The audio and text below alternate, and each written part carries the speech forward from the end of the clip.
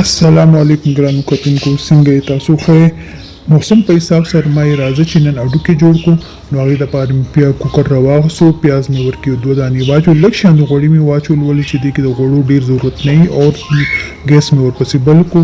پیاز مې سره کېدو ته پرېږدو، پیاز چې لږ سره شو، لږ شان دی هلکه براون شو، نو بیا مې دې کې زه په یو ځای اوږه او ادرک واچوم، او یو ځای اوږه او ادرک چې واچوم نو جدا جدا به ضرورت نه وي.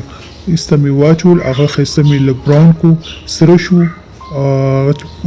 څنګه چې ورسره پیاز سره کېدل ورسره اوږه ادرک هم لږ سره شو. هغې نه بعد به دې کې زه ټماټر واچوم، ولې چې جدا ټایم کار زیاتېږي راته، نو ما یې کار زیاتوم نه، بس بیا به ګرینډ کړم نو هغې کې دونه مسله نه جوړېږي. دې کې مې بیا پیاز ټماټر مې واچول، پیازو کې مې ټماټر چې واچول هغه لږ نرم شي، هغې اوبو پرېښودو، اوبو سره هغه نرم شو، نو هغې کې بیا ما مسالې واچول. مسالو کې ما واخیستو مالګه، کورکمان، اوچه دنیا، سوپ مرچکې، زیره او ګرم مساله. دا زما د کور مسالې وې، دا مې واچول، 2 چمچ مې واچول. دا دې ټماټر ګوره دا نرم شو، دې کې بس دا مې وویشتو او لږ سره مې کړو. لږ سره چې کړي نو دا بس خپل غوړي پرېږدي او سوروالی چې ورکې راشي، خپل غوړو چې پرېږدي نو بیا مې لږ اوبه ورکې واچولې، اوبه مې واچولې او ګرینډ مې کړو. ګرینډ به دا وګوره دا زما ګرینډر بس دا مې دې باندې مې نرم کړو، نو هغه پیاز او هر څه میکس شو، ضرورت دونه نو تکلیف نه، بس مسله ایسته ایسته زر زر ختمیږي ورسره.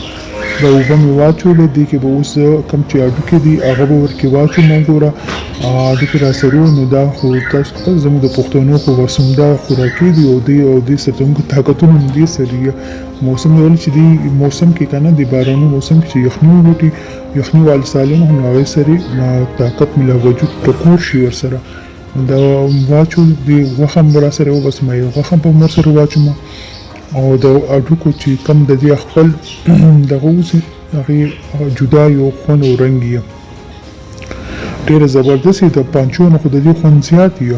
تاسو چېرته ټرای کړی تاسو وګورئ، د پانچو نه دې خوند زیات بس غوښه نیم ورسره واچوله، او دا مې لږ ښایسته میکس کړو چې دا ښایسته نرم شي، لږ سوروالی وکړي. نو بس دې بل طرف ته ما دې ته اوبه هم ګرم کړي دي چې دا ګرم شي، او ایسته ورکې ولم په یو ځای چې زر زر پخېږي، زر زر کو دا وګوره اوبه مې دا دې ګرم کړي دي.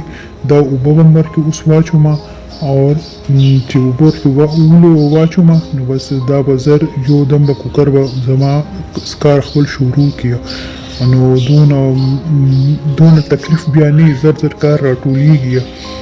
دا وګوره دا څنګه ښایسته کوکر مې ورپسې بند کړو، او دا به زه تقریبا پرېږدم تقریبا 1 ګنټه 45 منټ یا ګنټه، دا ډوکو باندې ستا ډیپینډ کوي چې څومره. نو کوکر مې بند کړو او سیټي مې ولګوله، دا وګوره سیټي مې ولګوله، بس اوس به دا زه پرېږدم 1 ګنټې بعد به زه ګورم اوس مې دا او وشو ټایم وشو، اوس ګورم چې کومه چې څنګه جوړ شوی دی. کوکر به ورته کولو کړم او وګورو چې دا پخ شوی دی که نه، نرم شوی دی که نه. کوکر ګلابېږي نو پوره سم مسله یې راغستې ده. دا ګوره ورته دا ګلاب شو. بسم الله الرحمن الرحیم. ماشاءالله ماشاءالله الحمدلله. څومره ښایسته پخ شوی دی، څومره ښایسته رنګ دی. دا وګوره خوند هم ښایسته دی، رنګ هم ښایسته دی، او هر څه پرفیکټ دی، څه کمی پیشي ورکې نشته، او ډېر زبردست راغلی دی. دې کې به اوس ماوې مرچکي څه ده نو ثابت مرچکي را سره واړه ما دا په یو ځای اولم دا مې ورکې داسې وویشتو.